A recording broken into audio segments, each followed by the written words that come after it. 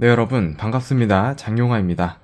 자, 오늘은 게임 플랫폼으로 유명한 스팀이라는 플랫폼의 계정이 탈취가 되는 그러한 사례를 한 가지 확보를 해가지고 관련해서 해커가 어떤 식으로 계정을 탈취하고 악용할 수 있었는지에 대한 얘기를 함께 나눠보겠습니다.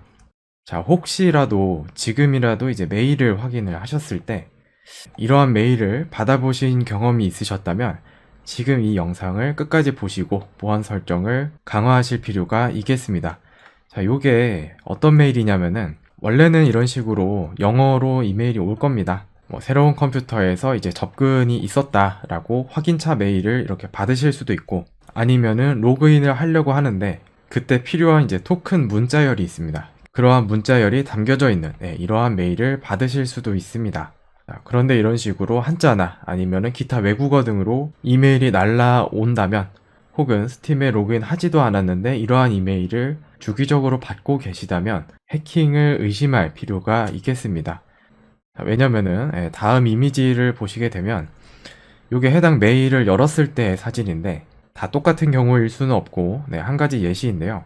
자, 이런 식으로 이제 한자로 뭐라 뭐라 써 있는데 여기 문장에 해당하는 의미가 뭐냐면은 이미 스팀 계정의 비밀번호와 아이디가 정확하다라는 의미가 있어야 되는 구간입니다. 그러니까 이미 아이디와 비밀번호는 탈취가 된 상태이고, 추가적으로 본인 확인을 위해서 이러한 토큰을 이메일로 전송하는 그러한 절차라고 보시면 돼요. 여기까지만 보면은 큰 문제가 안 될 수도 있다고 오해를 하실 수가 있어요. 왜냐면은 나만 접근할 수 있는 이 메일에 이 토큰 정보를 읽어가서 입력하지만 않는다면 로그인을 할 수가 없다는 것이기 때문에, 이런 메일 여러 개 받아봐야 그냥 접속 시도가 있었나 보다 라고 하실 수는 있지만, 위험 요소가 두 가지가 있죠. 첫 번째는 말씀드린 요 부분, 이미 스팀 계정과 아이디를 공격자가 알고 있다라는 것이고요. 그리고 두 번째는 이어서 말씀을 드릴 텐데요.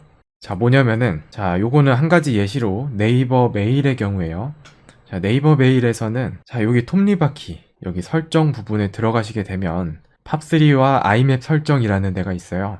요거는 이제 언제 이용을 하냐면, 이제 요즘에는 제가 주위에서 쓰는 분은 못 봤는데 아웃룩 같은 거 있죠. 아니면은 스마트폰에도 그 이메일이라는 앱에다가 계정을 연동을 시켜 놓을 수가 있거든요. 그럴 때 어떤 식으로 연동을 시켜 놓겠냐라고 했을 때 팝3나 아이맵, 요렇게 설정을 하실 수가 있습니다. 팝3나 아이맵이 이제 저 같은 경우는 안 쓰는데 만약에 이제 사용함으로 되어 있는 경우가 있을 수가 있어요.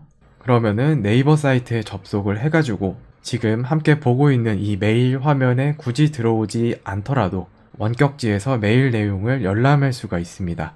그렇다고 하더라도 이때도 반드시 비밀번호가 필요하기 때문에 어차피 연동 안 되면 괜찮은 거 아니에요 라고 하실 수가 있어요. 근데 한번 테스트를 해보세요.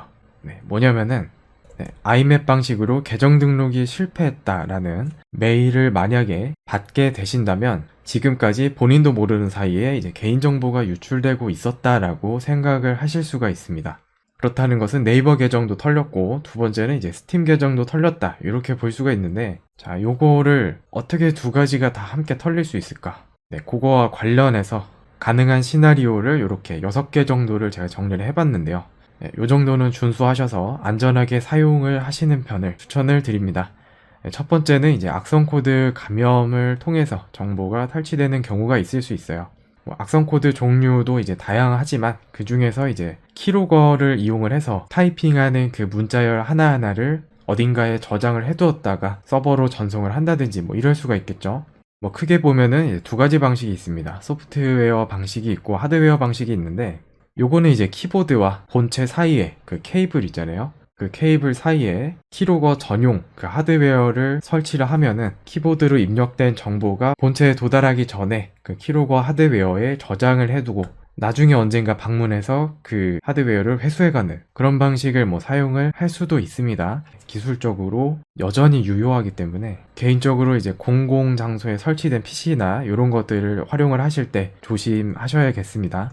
그 다음에 이제 소프트웨어 방식이 있죠. 이런 거는 백신 소프트웨어를 이제 설치하고 구동하시는 것만으로도 많은 경우가 예방되기 때문에 반드시 백신을 설치하시고 최신 버전으로 주기적으로 업데이트 해주시는 것이 바람직합니다. 근데 요거는 이제 단순히 PC에만 해당되는 게 아니라 뭐 태블릿이나 뭐 스마트폰에도 당연히 해당이 됩니다.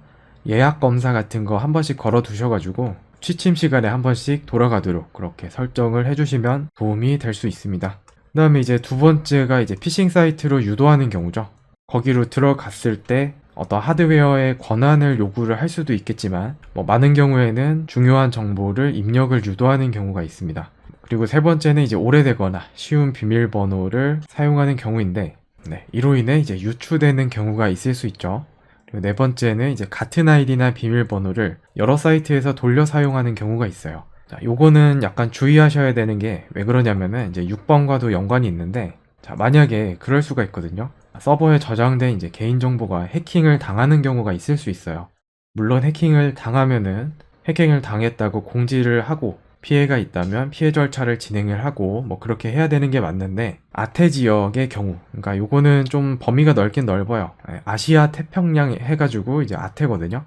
아태 지역의 경우에는 옛날 자료긴 한데 벌써 평균적으로 이제 해킹을 당했다라는 것을 인지하는 데까지 한 17개월 정도가 소요가 됩니다. 그렇기 때문에 개인으로서는 같은 아이디 비밀번호를 여기저기 사용을 하다 보면 어느 순간에는 다른 곳에서 해킹돼서 유출된 비밀번호를 통해서 추가적인 피해를 입을 수도 있다는 그런 의미가 되겠습니다.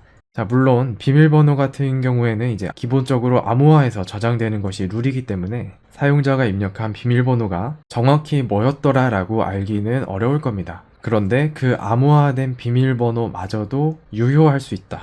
왜냐면 이제 크리덴셜 스토핑 공격을 통해서 목적을 달성할 수도 있기 때문인데요. 이 크리덴셜 스토핑이 뭔지 궁금하시다면 제가 영상에 더보기란에 링크를 하나 추가를 해둘게요. 그거를 보시면 되고요. 아무튼 이 공격의 표적이 대상이 돼서 악영향이 있을 수 있다라는 말씀을 드립니다. 그리고 마지막으로 이제 신뢰할 수 없는 네트워크를 이용하여 정보가 도청되는 경우도 있을 수 있습니다. 예를 들어서 이제 공용으로 사용할 수 있는 컴퓨터나 공개되어 있는 무료 와이파이 같은 데 있죠. 이러한 네트워크를 이용을 할 때 문제가 될 수도 있어요. 자, 보통의 경우에는 HTTPS라고 해가지고 사용자가 입력된 정보는 암호화돼서 전송이 되기 때문에 아이디건 비밀번호건 뭘 입력했는지 알 수가 없습니다. 그런데 HTTPS로 되어 있는 사이트만 접속하고 있다라고 100% 확신할 수는 없죠. 어떤 사이트는 HTTP로 아직도 되어 있는 곳들이 많이 있고요. 만약에 이런 사이트에서 로그인을 한다면은 해당 계정과 비밀번호가 평문으로 암호화되지 않은 상태로 네트워크 상에 이렇게 전달이 되는데, 그러한 정보가 이제 도청이 됐다라고 하면은 문제가 될 수가 있습니다.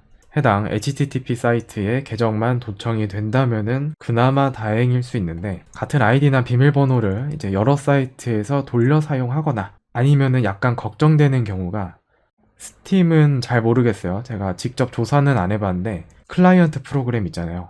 이런 클라이언트 프로그램 상에서 입력된 이러한 정보가 과연 암호화가 되고 있는가 라는 부분에 있어서는 조심할 필요가 있습니다. 그렇기 때문에 이제 신뢰할 수 없는 네트워크를 사용을 하실 때는 조심하셔서 이제 사용하실 필요가 있겠습니다. 그래서 이렇게 6가지 경우를 함께 고려를 하셔가지고 각 이메일에서 이제 IMAP과 팝3 사용 안함 설정을 이렇게 해보신 다음에 한번 테스트를 해보세요. 만약에 이런 메일이 도착을 하더라 라고 하면은 향후 더 심각한 문제로 이제 발전할 수 있기 때문에 관련된 이제 보안 설정을 해주시면 되겠습니다.